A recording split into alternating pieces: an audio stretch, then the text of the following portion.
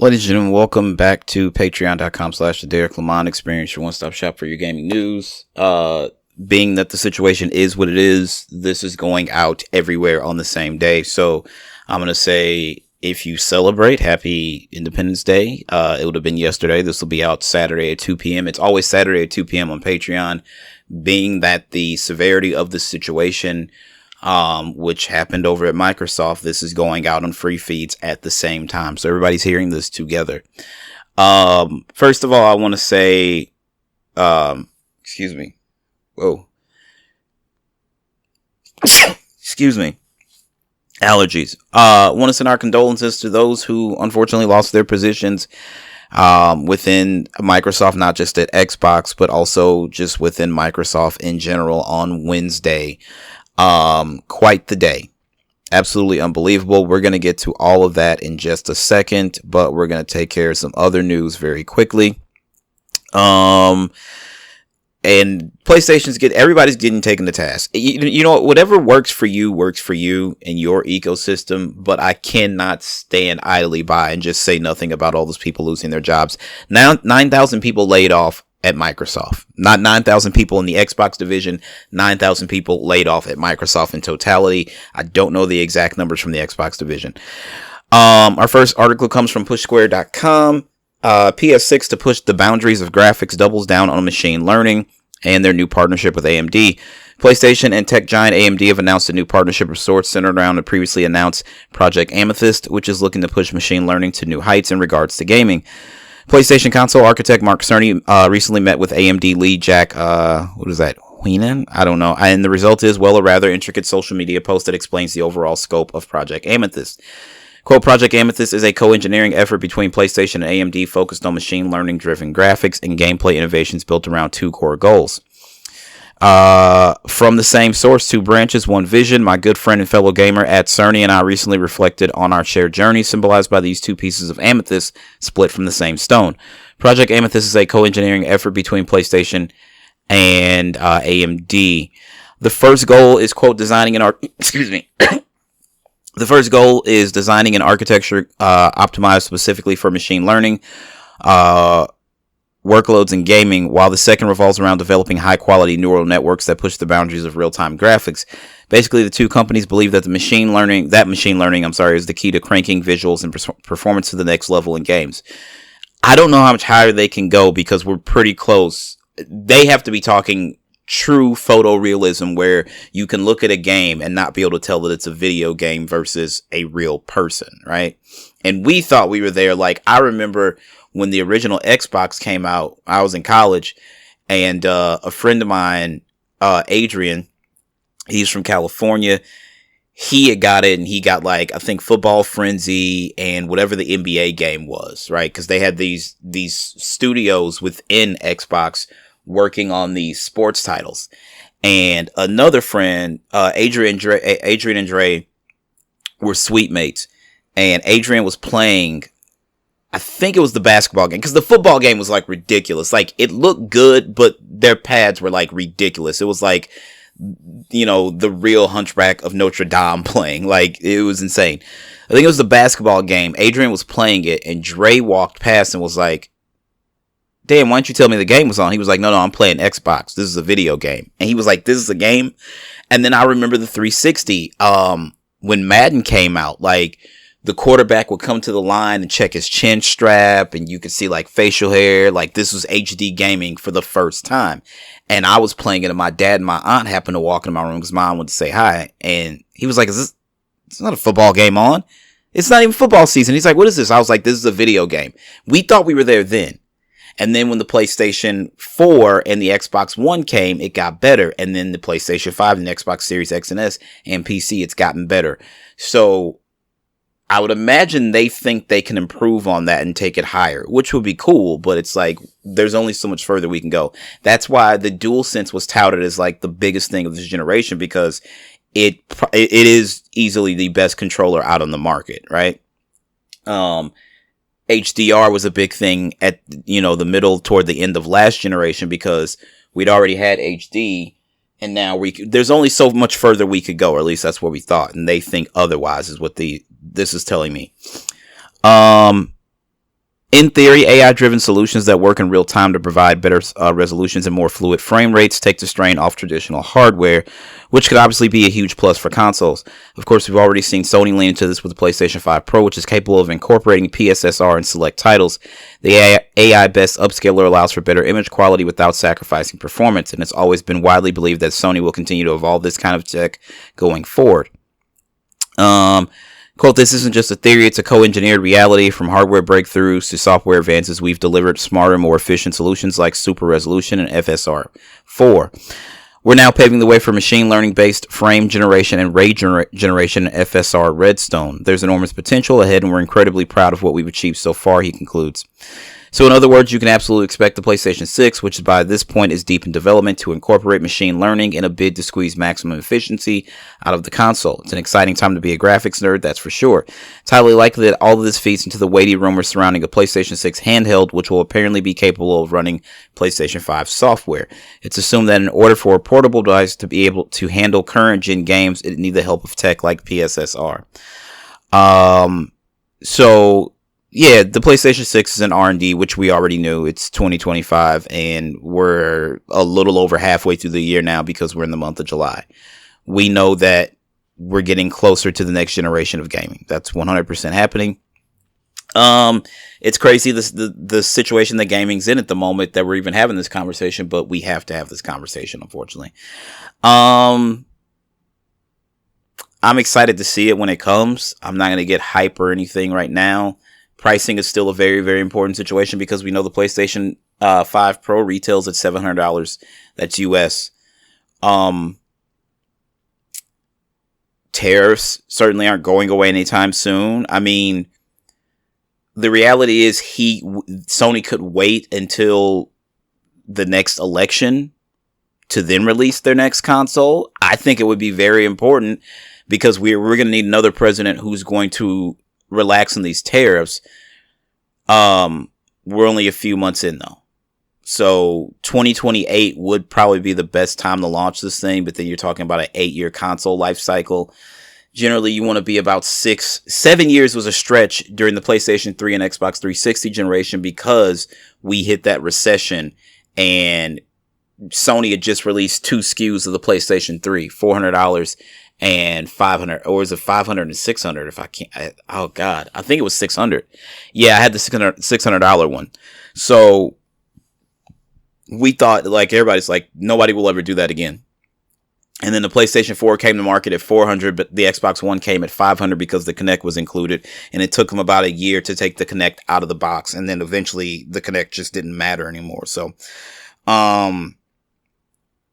pricing is going to be a big issue, especially when they're talking about this kind of tech. So that's the kind of stuff you want to keep in the back of your mind. Also in PlayStation news, speaking of the PlayStation 5 Pro, it is getting a big upgrade in 2026. This comes from Tom's Guide. They spoke with Mark Cerny, I think probably around the time that this AMD partnership was announced, probably when they got together. PS5 Pro is getting a big upgrade in 2026. I asked Mark Cerny what's coming and why AMD's future PC GPUs feel more PlayStation than ever. If you play games on the PS5 Pro, it sounds like odds are good you'll be seeing an upgrade next year. Specifically, the PS5 lead architect Mark Cerny has said the company is working on implementing an advanced graphics upscaling algorithm for the PS5 Pro that should deliver better performance than its existing PSSR PlayStation Spectral Super Resolution upscaling tech. According to a conversation I recently had with Mark Cerny, the new tech is a drop-in replacement for the current PSSR that should be straightforward for developers to accommodate when it arrives on PlayStation 5 Pro consoles in 2026. Of course, the PS5 Pro is slated to get this upgrade as the base PS5 doesn't have the hardware to handle PSSR. This is a potentially big deal for PS5 Pro owners because upscaling algorithms like PSSR can deliver significant improvements in frame rate and image quality. These upscalers have become far more popular in the last few years, thanks in part to rapid advancement of the algorithms employed to improve graphics in real time. While NVIDIA has helped lead the charge with its DLSS, Deep Learning Super Sampling, upscaling tech, AMD recently released a compelling alternative with the latest version of FSR4, which is Fidelity FX Super Resolution for AMD's Radeon RX 9000 series GPUs.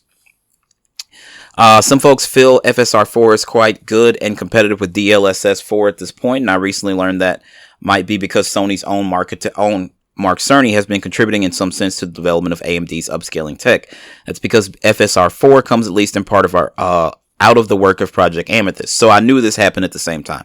Multi-year partnership between AMD and Sony that began in 2023. Recently I had the chance to sit down with Cerny alongside AMD execs Jack Hyun and Jeff Connell to chat about how Project Amethyst has gone so far, and what they told me is basically faster than expected. If you're not familiar, Project Amethyst, of course, we just talked about, but was unveiled last year in Cerny's PS5 Pro technical seminar video. There's a lot here. I'm not going to go into all of this. Basically, what this is saying, obviously, the PS5 Pro is going to get an upgrade in 2026 that is going to push PSSR a little further than it already is. And if you're an owner of a PlayStation 5 Pro, you should be very, very happy about that. I am an owner of a PS5 Pro. I quite enjoy it. It has made some games like drastically better. I was playing Hogwarts Legacy, and then I was playing, you have the option to toggle like things on and off. So texting a friend, she's like, I really want to play Hogwarts Legacy. I was like, so I'm playing on the PS5 Pro. She was like, is it that big of a difference? So I took a screenshot, downloaded it from the PlayStation app, sent it to her. Okay, so this is the dining hall, right? She's like, it looks kind of like it looks on my game. And I was like, nah, because you got a PlayStation 4 and you have a base PlayStation 4. Let's be real. She's like, all right, whatever. So then I toggle on the PS5 Pro patch, and then the ray tracing, like the floor looks insane. And then I sent her the picture. She's like, what the fuck did you do? I was like, I just turned on the PS5 Pro settings. And she's like, are you fucking serious? I'm like, yeah. So like, if it did that, this is back in November, the night the console released, right? This is November. I think it was the 7th or whatever. No, that was election day. Whatever day it was in November that it released. This is that night. This thing is going to get an upgrade in 2026.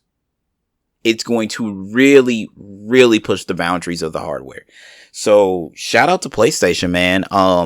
Shout out to AMD. Not only are they working with PlayStation, they are also working with Xbox on their next hardware. So I'm expecting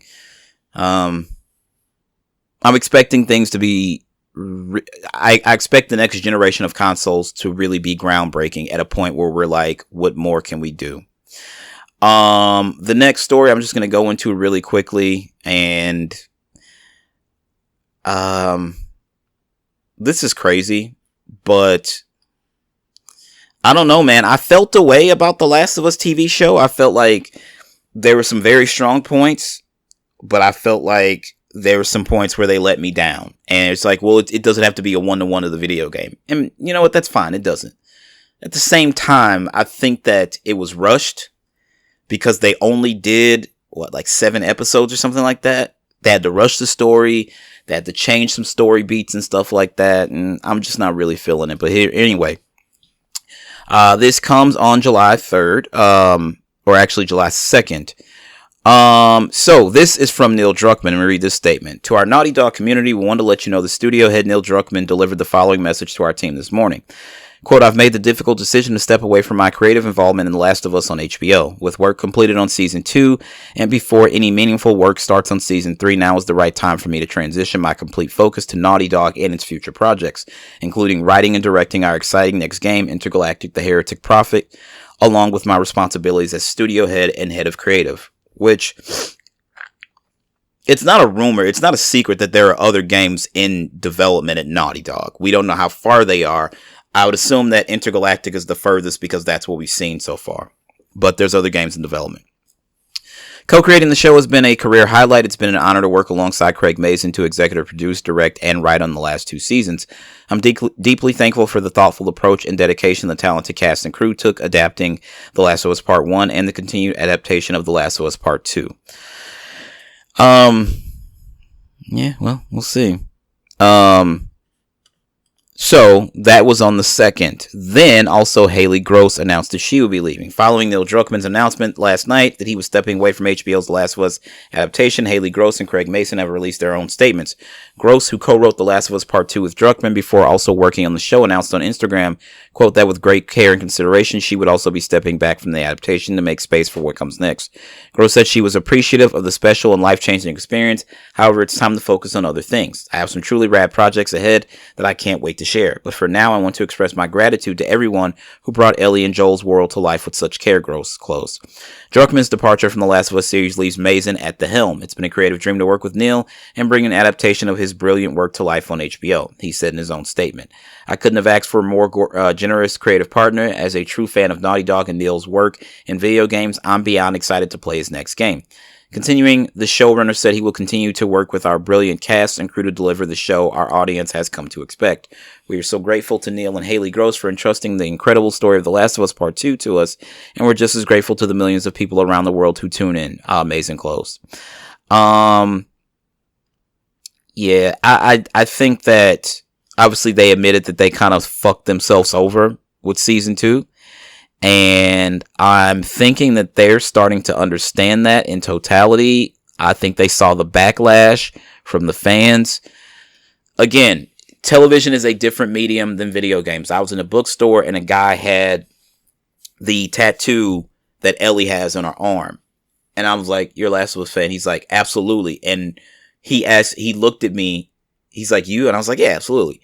And he looked at me. He's like, "Are you watching the show?" I was like, "Yeah." He's like, "Your response just told me everything I needed to know about how you feel." So he's like, there's no like people going to the counter to buy books. So we just start chatting up like, "Hey, I don't like how they did this. I don't like how they did this. I don't like that they rushed this. I don't like that they changed, who was present when Joel was murdered." I don't think it's necessary to put Dina in that situation. Again, I still kind of feel like for them, it was like a lot of people called us out and said Joel would have never gotten himself into that situation. Joel had been in Jackson for like 5 years. He'd obviously softened up some. And Tommy said Joel's name. Abby had no idea who Joel was. She just knew that these two guys saved her. She had no idea. Because when Joel and Ellie were brought to the hospital, there's the flashback in The Last of Us Part 2. Hey, they found them. Owen comes and tells them, like, it's the girl. She's got the bite mark, just like Marlene said. Blah, blah, blah, blah, blah. As far as we know, Abby never laid eyes on Joel. Never. So when she gets saved by these two guys, she doesn't know who the fuck is saving her. But then Tommy says his name and Abby like freezes. And then they had to snap her out of it. And she had to remain quiet, like knowing that I know that there's a Joel Miller in Jackson, Wyoming. And I'm right by Jackson, Wyoming. I can see the town. And I just got rescued. And this guy's name so happens to be Joel. Now I see red. And then they get to the house where the WLF are staying. He's like, "Yeah, I'm Tommy. This is my brother Joel." And then everybody pauses. "Wait, why do y'all sound like y'all have heard of us?" That's because they have. "And now I'm going to blow your kneecap off with this double barrel shotgun." Or maybe it was a single shot. I think it was a single shot. It was a 12 gauge. That doesn't matter. They painted themselves in a corner. So everybody, when the big issue when that person leaked the game because they were upset that it wasn't being released because of the pandemic, and people were like, "Well, Joel dies," and everybody's like, "Well, what the fuck? What do you mean Joel's died? Like, how does Joel die? That doesn't make any sense." And they explain it. It's like, this is bullshit. Joel would have never been caught. So I think maybe they put Dina in that position to have her be like, "Hey, Joel," and then Abby snap out of it like, "Oh, motherfucker, it's him," right? It still wasn't Joel that said it. It was Tommy in the game. People just started getting pissed off because their favorite character from one game. There's only one game that precedes The Last of Us Part 2. The comic book is essentially all about Ellie, if I'm not mistaken, Ellie and Riley, because the comic series is very short. You guys fell in love with Joel Miller, and I get it, whatever, but like, we're going to act like this? This is fucking crazy. Like, this is fucking crazy. So they painted themselves into a corner, and they mentioned that they kind of fucked themselves over. I don't know if Neil is really stepping away due to the backlash. Like, they do need to finish Intergalactic, Because if they don't get that game out before the PlayStation 6 launches, this will be the first PlayStation generation since the PS. Actually, this would be the first PlayStation generation to not have a Naughty Dog new title. Notice I said new.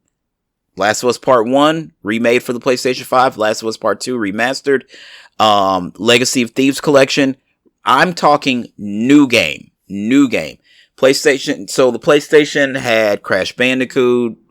I think you got the first 2 Crash games on the PlayStation, and then like maybe the third one was there on the PS2. You got Jak and Daxter on the PS2. You get to the PS3, you get the first 3 Uncharted games. You get to the PS4, you get the first 3 Uncharted games and The Last of Us and Left Behind, and then you get to the PS4, you get Uncharted 4 Among the I'm sorry, not Among Thieves. It's what the fuck is it? I can't think of it right now. You get Uncharted 4, you get Uncharted Lost Legacy, then you get The Last of Us Part 2.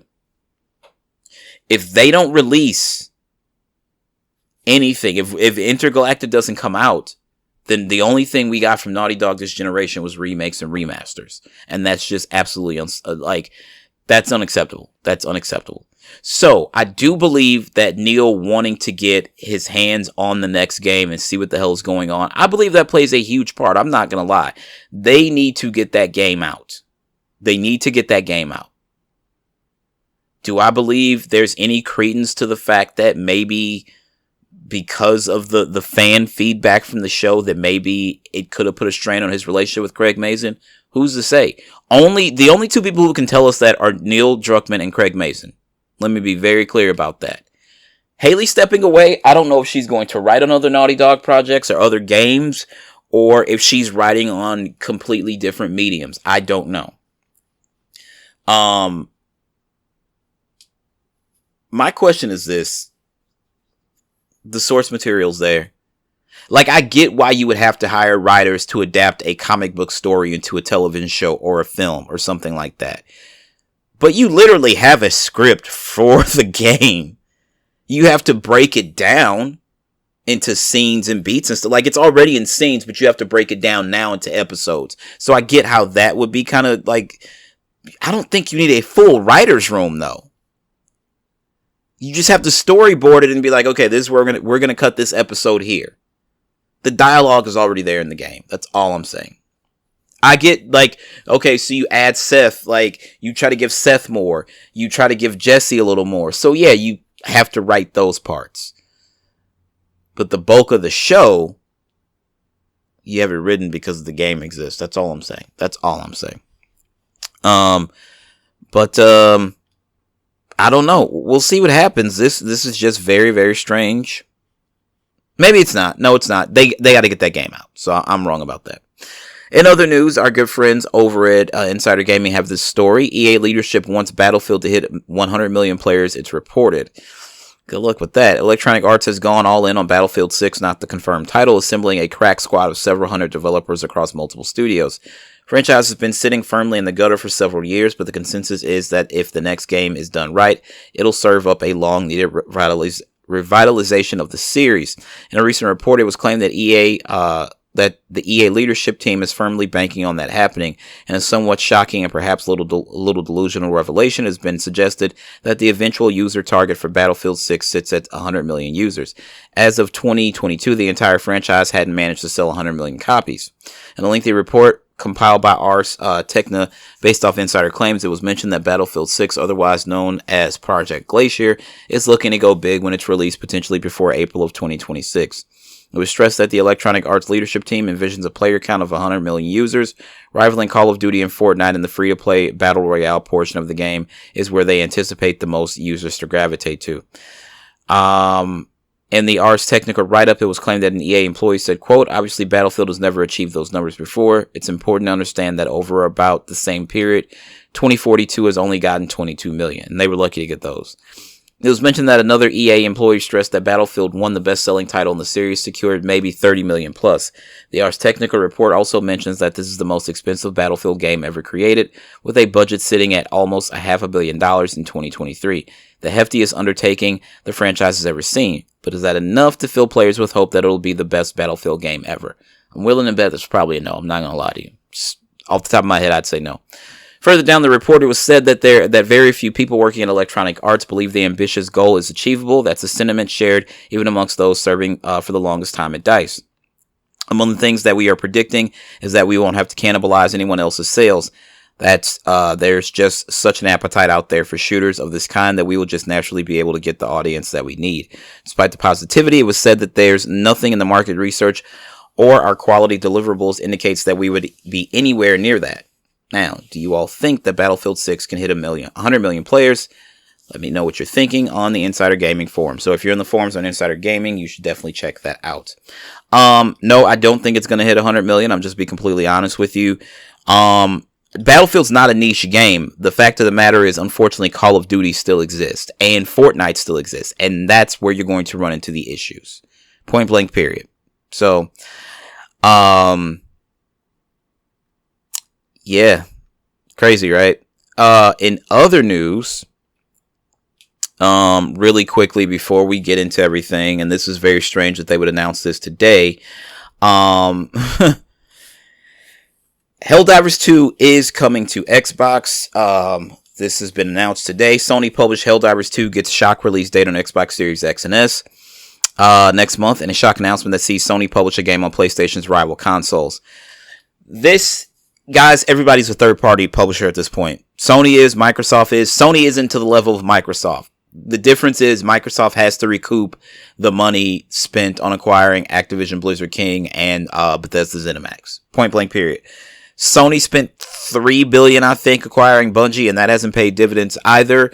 This race to gaming consolidation is an absolute fucking mess. It is an abject failure by both parties. You don't see Nintendo running out doing this shit, and the Switch just sold, 5 million in like 2 weeks or something like that? Switch 2, I'm sorry. Don't quote me on those numbers. I think it's somewhere around there, though. This is a failure. They want to have, you've got Netflix, you've got Hulu, you've got HBO Max, you've got Disney Plus, you've got Tubi, you've got everything. All these streaming services, Apple TV Plus for television and film content. They exist and they live on our televisions, on our phones, on our iPads, on our laptops, on our gaming consoles, etc., etc. And it gives you the option to view this content when you want it, how you want it. It's a little different with this gaming situation. However, Microsoft wants the whole world to be able to do the same thing with video games. And that's the reason for xCloud and cloud gaming and all that. So, not only did Microsoft need to bolster their studio lineup because they needed to fight back. They wanted to take Sony on head first, and despite what they told us at the end of last gen, we don't view PlayStation as our rival. We view Amazon and Google as our rival. Well, that's funny because Google Stadia lasted, 12 minutes, maybe. I don't know anybody that uses Amazon Luna Gaming. I really don't. Right? Apple is dipping their toe a little further and further into the gaming space. It's interesting. I didn't see any announcements about games going to macOS or anything this year during summer game season, but I digress. Fact of the matter is, this was a race to consolidation. For Sony, it was a bit different. Them acquiring Bungie was a response to Microsoft acquiring Activision Blizzard King. And that tells me that Sony probably didn't really, it's like, oh, you bought Bethesda, who cares? And for me, it was like, oh, Microsoft bought Bethesda, who cares? I'm not a fan of Bethesda games. I think Todd Howard is a fucking snake oil salesman, and I think that he's fooled a lot of you many, many times, and he will continue to do so. But I was like, okay, they bought Bethesda. Is there going to be some cool shit in there? I remember thinking, I'm not really big on Bethesda, but I want to see what Starfield is about. Why? Because I love Star Wars. So I want to see, if they dive into anything like that. Now, I have Starfield as my highest rated Bethesda game I've ever played. I gave it a 7 out of 10. I couldn't finish it because I thought it was a bit tedious in a lot of parts, but I gave it a 7 out of 10 based on what I played, right? It was the Activision Blizzard deal. That's what, because it's like, no matter what, that's Call of Duty. It's Call of Duty. It means Microsoft now owns Crash Bandicoot, which is basically Sony's kind of the PlayStation mascot the first time around. It's crazy that they never It's like, why would you not acquire that? That did to this day, that still doesn't make sense to me. That does not make sense to me. But that was the one that really got Sony's attention. I'm like, fuck, now we got, and then they are in the middle of this live service push. And it's like, well, who does live service really well? Because they own a percentage of Epic, but I don't think Epic would have totally allowed themselves to be swallowed by Sony whole, right? Well, Bungie and Destiny. So they acquire Bungie and it just has not paid dividends, right? Because we've talked about that ad nauseum. So I strayed away from the point. We're going to talk about this Helldivers thing, but yeah, it's been a failure by both parties. Sony is third party as well. They're not in totality. Like, Microsoft is going everywhere. Like, generally now it looks like all these games are releasing day and date on all platforms. Now, the one thing Sony is doing, they're not going to completely kill off their consoles. So what they're going to do is release the game on PlayStation hardware first, then on PC, and then a little down the line, it looks like maybe Xbox. Probably. I'm not surprised that it's Helldivers 2. Why? Because it's a multiplayer game. That's the same reason it released on PC day and date. It's a multiplayer game. If it's now, Ghost of Yotei, I don't see that releasing on Xbox. It's going to come to PC, but I don't think it's coming to Xbox. But at this present time, with this new Xbox strategy of OEM and being able to launch all these different storefronts from your next Xbox, well, then I guess essentially the game is going there. I still kind of have a feeling that Sony's going to wake up and be like, no, we're not going to allow you to do this shit. Like, it's still our IP, and if we tell Steam, hey, you can't allow that game to be ran on Xbox or whatever the fuck they're doing, that's conversations they should be having internally, because I would not let somebody cannibalize my console just because they did it to their own. That just would not happen. Because at that point, I might as well give up selling consoles in totality, right? Anyway, Arrowhead's explosive co-op third-person shooter launches on Xbox on August 26th of 2025. A live stream confirmed. Remarkably, that's the same day Microsoft releases Gears of War Reloaded on PlayStation 5. In a post on Xbox Wire, Helldivers 2 game director Mikaela Eriksson commented on what this launch means to the studio. Quote, "We know gamers have been asking for this for some time, and we are so excited to bring more Helldivers into our game," he said. "We have so much more in store for the future months and years, and more players we have, and the more players we have, the more stories we can tell. The fight for Super Earth has only just begun. Cross-play across all platforms is confirmed, which means PC, PlayStation, and Xbox players will be able to play together." Helldivers 2 launched on PC and PS5 in February of 2024, was a rare live service smash hit for Sony. It is the fastest selling PlayStation Studios game of all time, selling an incredible 12 million copies in 12 weeks, so 1 million copies a week. Interesting, I thought some other games might have been on a better pace than that, but they probably fizzled out. While player numbers on Steam, which Valve makes public, remain healthy a year and a half on from the record-breaking launch, the Xbox release will no doubt boost the player pool even further. Still, Helldivers 2 release on Xbox comes as a big surprise. Sony typically does not release PlayStation Studios games on Xbox, preferring instead to launch on PlayStation console only, and in an increasing number of cases, PC. This one I was just about to bring up, and they have it here in the article. MLB The Show, developed by Sony San Diego Studio and published by Sony Interactive Entertainment, is an exception and does launch on Xbox. Why? Because Major League Baseball told Sony, if you want to continue to have this license, you are going to put this game other places other than just your platform, or we will take the license from you. That's why MLB The Show appeared on Xbox. Now, this is the first year since MLB The Show came out that it has not been in Game Pass. I will tell you that. Albeit under the MLB banner, Sony also Sony also recently released LEGO Horizon Adventures on Nintendo Switch, PS5, and PC. Now, clearly, the once impenetrable walls of console exclusivity are coming down. Microsoft, which only yesterday made sweeping cuts to its gaming business as part of an eye-watering round of layoffs affecting over 9,000 staff, we're going to get to that in just a second, I promise you, is all in on PlayStation. The aforementioned Gears of War Reloaded marks the once Xbox exclusive series debut on PlayStation. Pause right there. There was a version of Gears of War that was running on PlayStation 3 hardware. The PlayStation 3 button prompts were there. The reason it existed is because Microsoft did not own the IP at that time. It was still Epic Games. Microsoft eventually bought the IP and made Xbox home for Gears. And that's why. But this is not, like, this will be the first time that you can actually purchase the game and run it on PlayStation hardware, but it did exist Just saying, that's out there.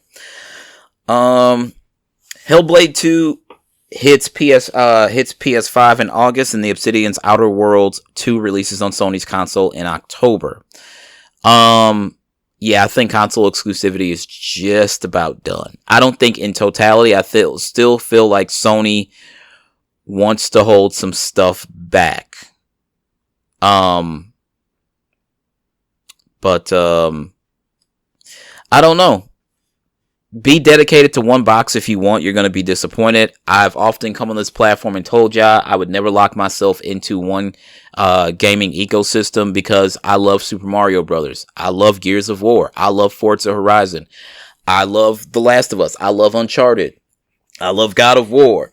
I love a lot of fucking games. So for me, I was never going to put myself in a position where it's like, oh, you can't play this because you don't have that console. You know what I mean? Now to me, it just comes down to where do I want to play this? Oh, PlayStation Store is running a sale. Xbox Store is running a sale. This is on Game Pass, which I pay for. This would be cool. I could play this on my PC. I'm not like, there's just certain things. I've told you guys, if it's a modern third-party game, I'm not playing it on the Switch. I'm sorry, I'm just not. I will play Red Dead Redemption on the Switch because that game is from the PS3, Xbox 360 generation. And we're talking about the Switch 2. I almost bought it for the Switch 1. I had Final Fantasy 7 on PlayStation, Xbox, Switch, and PC. I have Red Dead Redemption on PlayStation, Xbox, and PC. I'm sorry, Red Dead Redemption 2. I have Cyberpunk on PlayStation and Xbox. There are certain games that I've bought multiple times. So, I just don't care.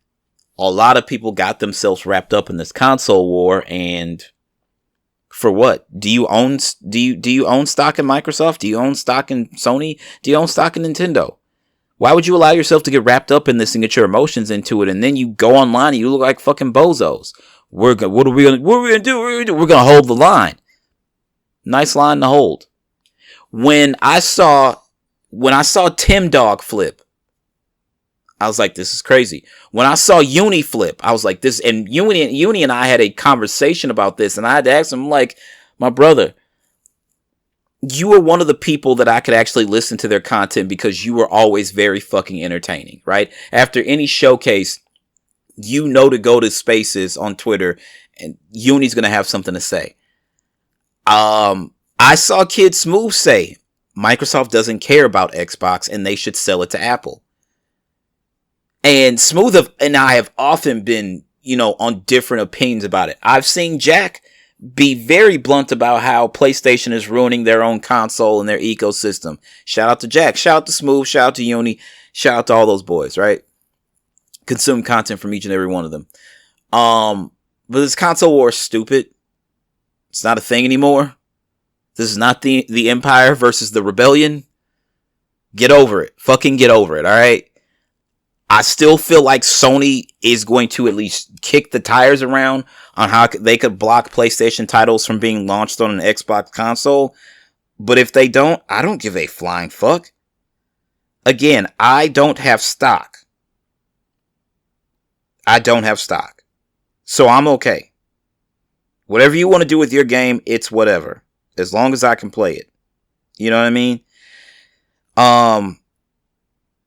But what happened on Wednesday was absolutely disgusting, and we're just going to go ahead and get into it, and this is going to be the bulk of the show and the rest of the show. So I want to start here because I saw this today. Leaker Sneaker SO was the first insider to reveal Microsoft's plans of going multi-platform in the future of Xbox hardware.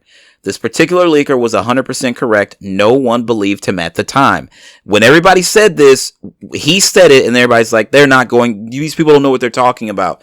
And then Phil and Sarah Bond, and I forget who else was up there. I don't know if it was Matt Booty or Piscatella. I can't remember. And they're like, well, we're going to start with 4 games. It'll just be 4 games. No, everybody's like, no, everything's going. No, it's just going to be 4 games. Those 4 games were Grounded, Sea of Thieves, Hi-Fi Rush, and Pentiment.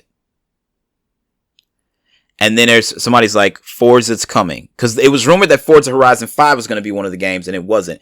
And then it's like, Forza's coming. They're like, no, it's not there. And then Forza fucking came. And you're putting Gears of War Reloaded on PlayStation. you're going to put Gears of War E-Day on PlayStation. I would expect Gears 2 and Gears 3 to get like a remake, and I would expect them, like, everybody thought that there was going to be a Gears of War collection, and we thought that was coming to PlayStation. Halo. Fable, maybe. We don't know. So Sneaker SO said the contingency plan for projects that are making it out the other end of this is supplement the loss of manpower and experience by training. Oh wait, there's other. Okay, so Sneaker SO Xbox training management on how to prompt LLMs for assets contingency measure for future of Xbox's smaller number of large teams. Aim to maintain diehard user base as the company restructures into a leaner operation. Canceled ZeniMax Online title was fucking incredible, apparently. Based on the convos I've had, I think the future of Xbox overall is likely a combination of a handful of teams at the tier of Blizzard, COD, and Minecraft, with a slow bleed of every other team and studio slowly dying off as layoffs and budget cuts reduce everything as time marches forward. The reason why so much effort is being poured into maintaining this charade is because there's 10 to 20 million user base of very diehard users who all have absurdly high likelihood of maintaining their higher tiers of Game Pass subscriptions through this. They want to maintain that revenue stream as long as possible while they over time restructure Xbox into that's where it cut off. I don't know why he did that. Anyway, the contingency plan for projects that are making it out of the other end of this is to supplement the loss of manpower and experience by training management on all levels of proper applications of Copilot and ChatGPT. Remember, Copilot has already been introduced into Windows. It's on my PC here at home. It's on my PC at work. It's coming to Xbox. The next Xbox will launch with Copilot, right? So it's going to have AI baked in. We know that a lot of companies, a lot of developers are experimenting with AI right now to help them make their games faster so they can crank them out. Because why? We went to the HD and Ultra HD era of gaming, and these games cost a lot of money to make and a lot of man hours. If they can get AI to do it faster, you can then cut down the studio and cut down on the amount of people that you have to pay out. It all makes sense. Videos on how to prompt LLMs for assets and new potential workflows are being produced as we speak. In layman's terms, the expectation is the surviving projects will come out on timetables, now at lower budget levels and at quality levels that were established before the cuts. Also, this is not the last round of layoffs for Xbox gaming studios by a long shot. So they're telling us to expect more. So where does that leave us? Well, Bloomberg reports that layoffs at Xbox have begun this morning, with Candy Crush developer King laying off 10% of its staff, which is about 200 employees. These are some of the first shots fired. Spencer Hackerman tweeted Microsoft to cut 9,000 workers in second wave of major layoffs. Remember, he says, we are in a recession. Remember, a couple of weeks back, we knew the layoffs were coming. Nobody thought it was going to be 9,000 people. That is absolutely disgusting and sad. All right. That is very, very sad, and Microsoft ought to be ashamed of them fucking selves. So where do we want to start, right? Where do we want to start with this? Wario64, Bloomberg News, the new MMO RPG project from ZeniMax Online Studios, the maker of Elder Scrolls Online, has been canceled as part of the Xbox layoffs. The project, codenamed Blackbird, had been in development since 2018. Still more news to come this morning. That was July 2nd, 8:05 a.m. Jason Schreier tweeted that. Right? So we're getting all this shit's leaking out. Boy. So let's start with this one. This is crazy because this was supposed to be the first quadruple A studio, right? Microsoft spent a lot of money putting the studio together. So this comes from Windows Central. Microsoft is closing down Xbox Studio, The Initiative, with Perfect Dark killed as well, joining Everwild and ZeniMax's new IP and other unannounced projects. Microsoft is closing down The Initiative after 7 years. The partnership with Crystal Dynamics will end and Perfect Dark will be canceled. Here's one thing to think about. If you're Crystal Dynamics, how do you handle this? Because not only you invested your time, money, and labor into this effort. Now, I don't think that they're not going to release games full third party. I don't know if they're not going to skip an Xbox console. But this could have some ramifications. This truly could have some ramifications. I don't like, this is no console war bullshit. You have to remember, Sony and Nintendo were partnering on the Super Nintendo PlayStation, which was a CD based accompaniment for the Super Nintendo, based on the fact that Sega had the Sega CD. And what happened was they were all set to announce it at CES, and Nintendo announced a partnership, I think, with Philips Magnavox, and Sony was blindsided, and they never forgave them for this. And that's the reason Ken Kutaragi, the father of PlayStation, they were like, just fucking be done. And Kutaragi kept working on the PlayStation behind closed doors. And then when he showed it to them, they're like, yeah, let's do this. Let's fucking take them down. Sony's whole purpose was to shit on Nintendo because they embarrassed them. Keep in mind, these are two Japanese companies. And there's nobody who has more pride than the Japanese, especially when it comes to stuff like this. And Sony was like, no, we're not having this. We're going to get you back. This, in turn, because PlayStation came to the market with CDs instead of cartridges, and Squaresoft at the time, they initially partnered with Enix and formed Square Enix, but at the time, Squaresoft was like, well, CDs are cheaper, there's more storage, we can fully realize this world we want to build in Final Fantasy VII. It's like, we're going to move development over here to the PlayStation. Sorry. And that fucked up the relationship between Square and Nintendo for a very long fucking time. Final Fantasy VII finally came to the Switch, I think the same time it came to the Xbox. Right? And we got that game on PlayStation in 1997. That game is how I became part of the PlayStation ecosystem. I had to absolutely play that game. So yeah, I don't know how this is going to affect Crystal Dynamics and how they look at Microsoft from this point on, but this might not be good. Earlier, we reported exclusively that Perfect Dark was on the chopping block as part of Microsoft's latest rounds of cuts. Now we can confirm the sad news. Today, Microsoft revealed broad layoffs hitting 4% of its global workforce across every division at the company. Many of those layoffs are hitting Xbox, with staffers in various departments receiving notice today. Many of those affected include Xbox Studio The Initiative, which is sadly being closed down. Perfect Dark was set to be a revival of Rare's classic stealth IP from the early 2000s. The team at The Initiative was set up in 2018 with studio heavyweights including leader Daryl Gallagher of Tomb Raider fame. Gallagher's former team at Crystal Dynamics was working together with Microsoft on Perfect Dark, and that partnership will now also conclude.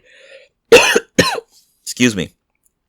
Microsoft is shutting down The Initiative as a result of the game's cancellation. Microsoft says it'll work with staffers to provide severance and support, and has encouraged developers affected to apply for other Xbox positions within the company to receive priority consideration. Xbox Game Studios head Matt Booty shared the following email internally confirming, quote, that Rare IP Everwild, Perfect Dark, and other unannounced projects have been canceled. Windows Central understands that one of these projects was ZeniMax Online's new MMORPG Blackbird, previously meant to succeed The Elder Scrolls Online.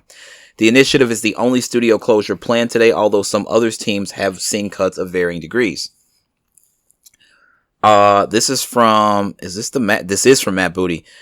Quote, following Phil's note, I want to share more about the changes to the studio's business units. We have made the decision to stop development of Perfect Dark and Everwild, as well as wind down several unannounced projects across our portfolio.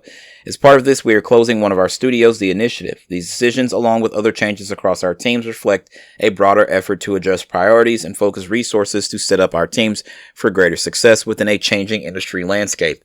We did not make these choices lightly, as each project and each team represents years of effort, imagination, and commitment. Our overall portfolio strategy is unchanged. Build games that excite our players, continue to grow our biggest franchises, and create new stories, worlds, and characters. We have more than 40 projects in active development, continued momentum on titles shipping this fall, and a strong slate headed into 2026. For those directly affected, we are working closely with HR and studio leadership to provide support, including severance, career transition assistance, and where possible opportunities to explore roles on other teams. To everyone across our studios, thank you. Your creativity and resilience continue to define who we are. I believe in the strength of our teams and the direction we're taking on the path ahead. Matt Booty, Xbox Game Studios.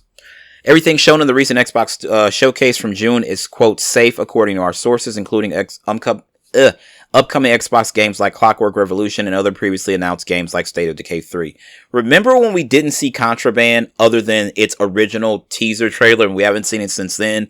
People have questions about Contraband. I, in fact, have questions about Contraband.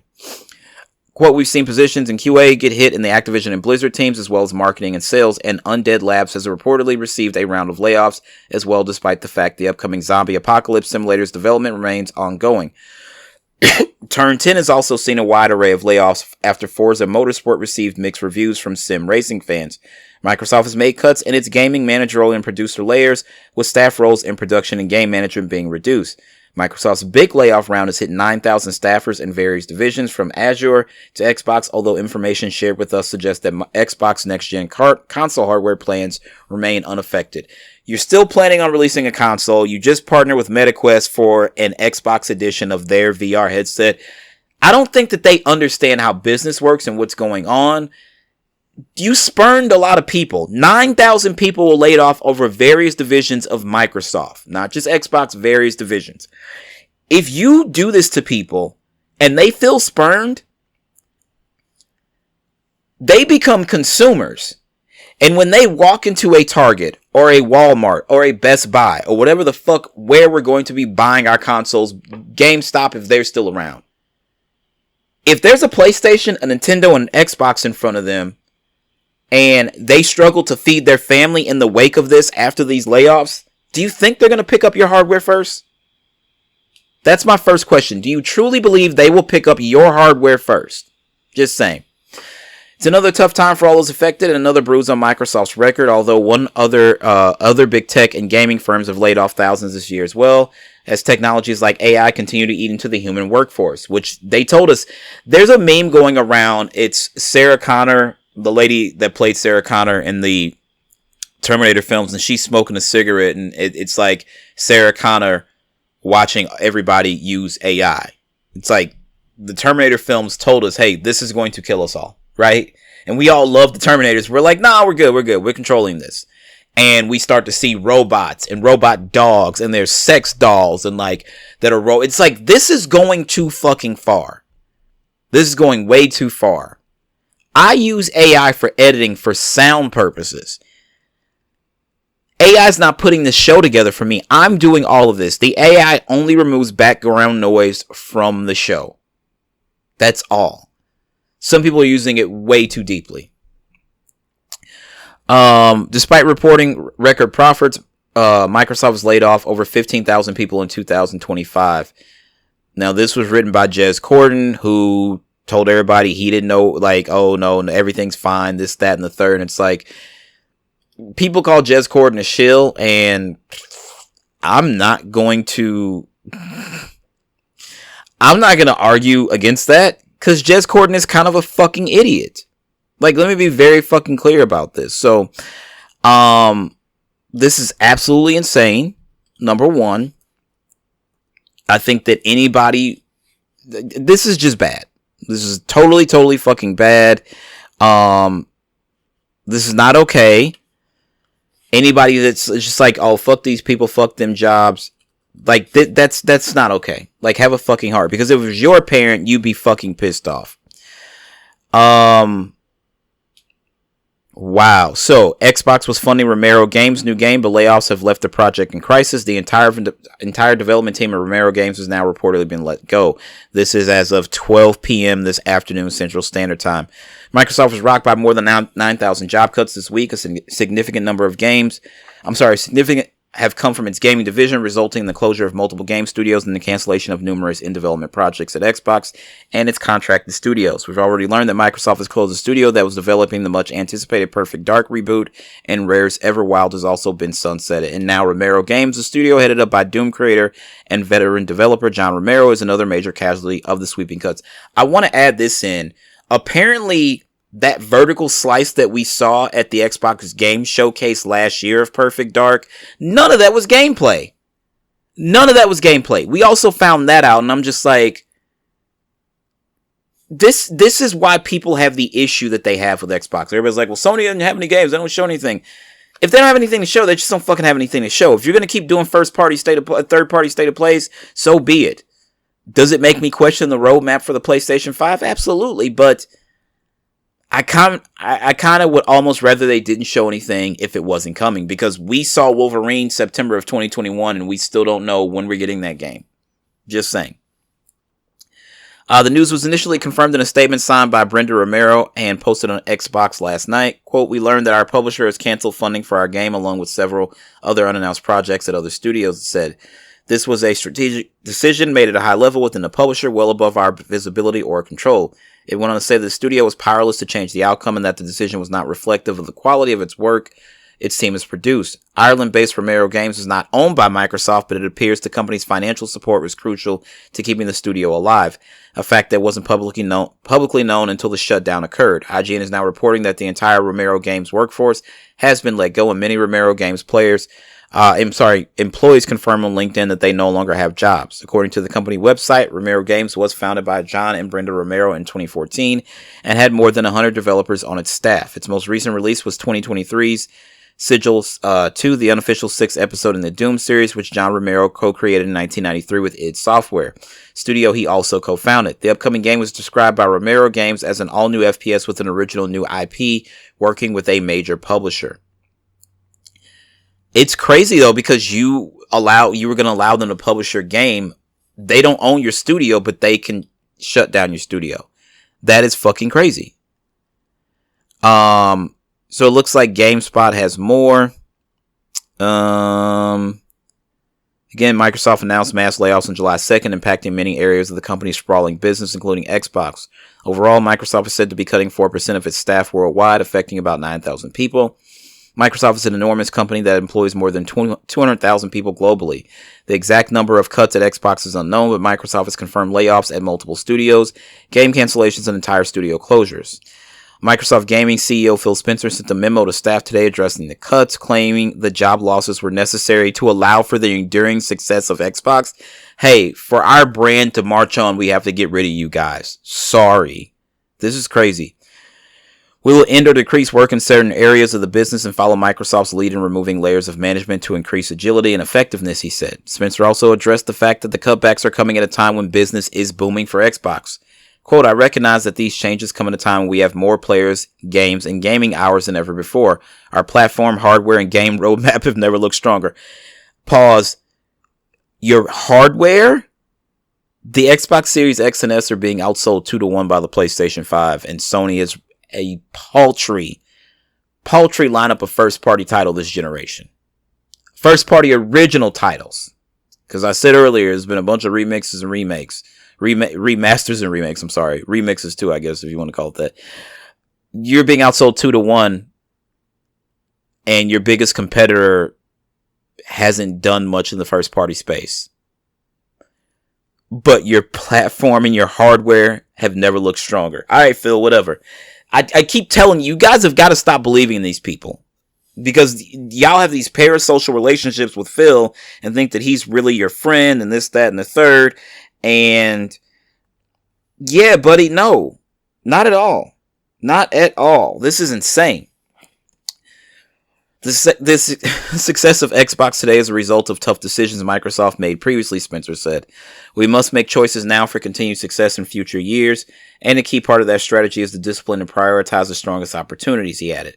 "We will protect what is thriving and concentrate effort on areas with the greatest potential, while delivering on the expectations the company has for our business. This focused approach means we can deliver exceptional games and experiences for players for generations to come."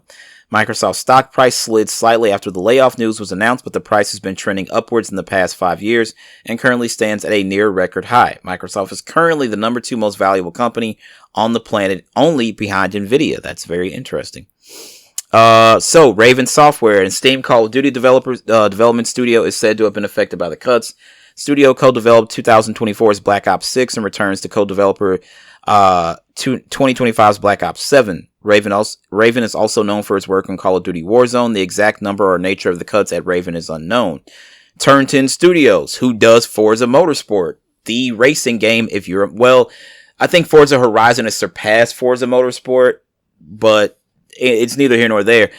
Forza Motorsport developer Turn 10 Studios was reportedly hit significantly by the Xbox cuts. A report said nearly 50% of staff were let go. Though it's not clear how many people this amounts to, the studio's last release was 2023's Forza Motorsport for PC and Xbox Series X and S. Rare and Everwild, of course, British developer Rare was affected by the layoffs too, with the studio's upcoming game Everwild canceled. Microsoft should have never bought Rare. should have never bought Rare. Never. This is a studio that made fucking Donkey Kong Country for the Super Nintendo. They should have never been able to. Like, this is insane. The game was announced in 2019 and had been in development for reportedly 10 years before this decision came down. Anonymous developers speaking to VGC said that Rare couldn't find the right direction for this project, even if after it was rebooted. I'm not going to agree with Microsoft, but if this game was in development for 10 years and you couldn't figure it out, I get why you cancel the game. I'm not going to lie.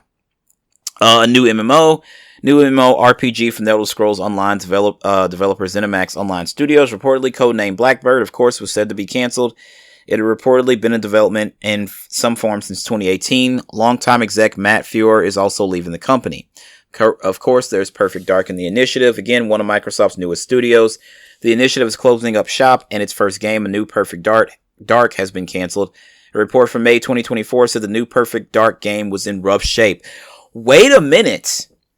Didn't they show this off? Was this last year where they showed it to us? So the game was in rough shape, and that's why we find out that was that vertical slice was not actual gaming. It was a trailer with a HUD and all that shit to make it look like it was actual gameplay when it was not. This is nasty, nasty work, man. High Moon, longtime Call of Duty co-developer High Moon Studios, has been affected by the Xbox cuts too, according to Charlie Intel. The studio has for years supported Call of Duty Warzone and other Call of Duty projects. Sledgehammer Games, another Call of Duty co-developer. Everybody's like, you're reading all these Call of Duty. Why do you think they're able to put out a Call of Duty every year? One studio could not do that game at that level every year. They have multiple studios, and it's basically round robin for Call of Duty franchises. Anyway, another Call of Duty co-developer, Sledgehammer Games, has faced layoffs as part of the wider cuts at Microsoft. That's according to Charlie Intel and Insider Gaming. Blizzard and Warcraft Rumble. Blizzard has announced that Warcraft Rumble support will not continue in its current form, while systemic events and bug fixes will still be made. No content will be added. Aftermath reports that some Blizzard employees will shift to different roles while others will be let go. An exact figure has not been confirmed, but it's said to be as many as 100 people. This is getting nasty. Halo Studios. Wide-ranging Xbox layoffs this week also affected Halo Studios, the development team formerly known as 343 Industries that is working on multiple upcoming Halo titles. Romero Games we just spoke about. So those are all the studios that are affected by the layoffs yesterday, and it seems like today as well at Microsoft. So more on Matt Fuhr stepping down. ZeniMax Online Studio President Matt Fuhr stepping down after the reported cancellation of the long development project Blackbird. ZeniMax Online President Matt Fuhr is stepping down from the studio. After more than 18 years leading ZeniMax Online Studios, I'll be stepping away later this month. The studio and the Elder Scrolls Online will be in great hands under the direction of the new studio head, Joe Burba, along with executive producer Susan Kath and game director Rich Lambert. Together, this leadership team has spearheaded many of ESO's biggest ideas and expansions and will continue to make this game something we're all proud of. While I won't be working on the game anymore, I will be cheering you on and adding to thousands of hours already spent in-game. There are many more stories to be told, adventures to be had, and I know this amazing community will carry that shared legacy and success forward. Thank you, from Matt. This news comes alongside reporting cancellation of Project Blackbird, the next game planned for the studio, of course. And a day full of terrible news. The latest comes from Jason Schreier, who's reported that the long in development Project Blackbird at ZOS has been canceled.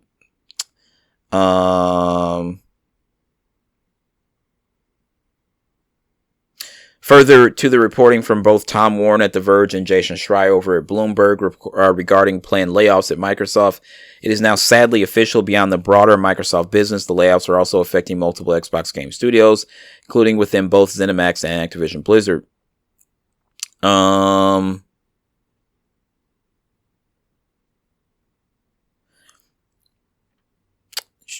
Okay, so this was something. In a news report from Jason Schreier at Bloomberg, new details are starting to emerge. Per the report, King, the mobile division that creates and publishes Candy Crush, is apparently cutting 10% of its staff, equaling approximately 200 roles. I think we talked about that very early here in this situation. Microsoft Gaming CEO Phil Spencer has shared an email to staff. Though it is shared to us independently, it's also been posted via Windows Central and Insider Gaming. It reads as follows. Quote, today we are sharing decisions that will impact colleagues across our organization to position gaming for enduring success and allow us to focus on strategic growth areas. We will end or decrease work in certain areas of the business and follow Microsoft's lead. I did read this already. Okay. So, yeah, these guys are assholes. So what's even more interesting about this is obviously Phil is still very much employed. A lot of people are. Well, this leads us to this, and this will be the end of our story, which sucks. And again, update those resumes, get them on LinkedIn. There are other studios who desperately need talent. Just keep working. It sucks because I read Jason Schreier's book. I read both of his books, by the way.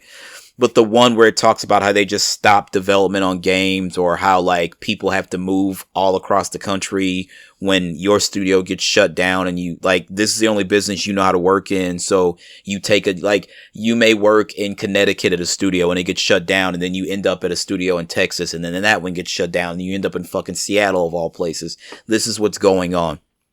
This comes from Insider Gaming. Phil Spencer will allegedly retire as CEO after next-gen console launch. A new rumor has said that Microsoft Gaming CEO Phil Spencer will be retiring from Xbox following the company's next-generation launch.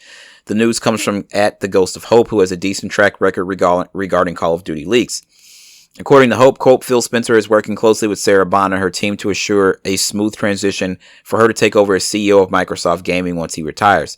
It's a rumor that I've also heard a couple of times this year at Summer Game Fest, and while I can't fully corroborate the claims, it's scuttlebutt that has been circulating for some time. I guess it's probably an easy speculation and expectation. And in fact, and for added context on how often I've heard this rumor in the past couple of months, I even had a skeleton pre-write ready for today about Spencer leaving, just in case he stepped down earlier, given today's recent bloodbath of layoffs. This current round of layoffs will see approximately 9,000 employees across Microsoft affected, including its gaming division, Xbox. At the time of writing, several Xbox teams and projects have been shut down, of course. They beg the question, do you think it's time for Phil Spencer to step down from Xbox? That's not for me to say. The one thing I will say is Microsoft does like really, really crazy shit.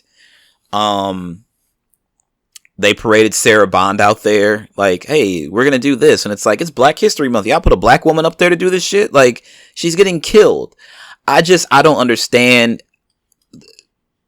They're the second most profitable company in the world behind Nvidia, and business for Xbox has never been better. Apparently, this is what they're telling us. And even aside from that, I don't care if you come across 10 laptops that are not MacBooks, right? Or a Chromebook, 10 Dells, HP, whoever the fuck. And then you walk into people's homes and you see 10 gaming PCs. The chances of them all running Windows as their operating system is extremely fucking high. They are on 80% of all PCs across the world. So, I think Smooth was onto something when he said Microsoft should sell the Xbox brand to Apple. I think that they would obviously rebrand it as Apple Gaming. There may be perks for iPhone, iPad, Mac, iMac, MacBook users. I don't know. Apple TV users, whatever the fuck. I don't know. I'm going to wrap this up. In closing, I'm going to say this. If I was on the board of directors at Microsoft, and we're supposedly very strong in our business strategy and we're very profitable, and you're putting games everywhere, why would you want to develop another console? Why would you want to develop another console? If this didn't work out for you as far as hardware, but there's still a want for your software. People bought Sea of Thieves, Forza Horizon 5. They were like the top games on the PlayStation Store sales chart. These are Microsoft Gaming Studio games, Xbox Gaming Studio games. What's the point of doing research and development on another console? Like, truly, tell me what the point is. You'd be hard pressed if I'm at that table and they want to hold the vote. I'll be like, are you fucking kidding? If you're this profitable and your console is being outsold 2-1, and you've lost every generation you've been a part of. They should have won the Xbox 360 PS3 generation. PlayStation caught them at the end because first party PlayStation Studios really got a hold of the PS3 hardware and really learned how to really work with it. And then also the Red Ring of Death probably killed Microsoft as well. I know a lot of people went out and bought PlayStations when that happened. But why would you want to build another console? I really don't see the point. And to add to that, and this will be my last point, if this new console, because it's showing up on PC, your Steam library is showing now in your Xbox library on your PC. And I can confirm because my Steam library is definitely showing up there. So if this thing is going to run, if you can tap into your Steam library and I guess your Epic Games library and all these launchers, why? Because if I bought, like, here's the thing. You have to buy it from the Microsoft store on the console for Microsoft to get a cut. If you buy it from Steam, Microsoft makes nothing. If you buy a PlayStation title from Steam or the Epic Game Store, Microsoft does not make anything off of that on this new console. So please tell me why it would make any sense to spend, at this point, billions of dollars in R&D on another console, because we are at that point. Why'd you spend that money to build another console just to launch other people's titles? When you spend $80 billion acquiring 2 publishers to have your own titles. Does that make sense to anybody in the world with a brain? Nope. Okay. Thought so. Anyway, that's going to do it for me. I'm going to end this like I end everything else. Believe in yourself first and foremost, because if you don't believe in yourself, of course, nobody else will believe in you. As always, my name is Derrick Lamon Jackson, and that is my time. Y'all have a good one. Peace out.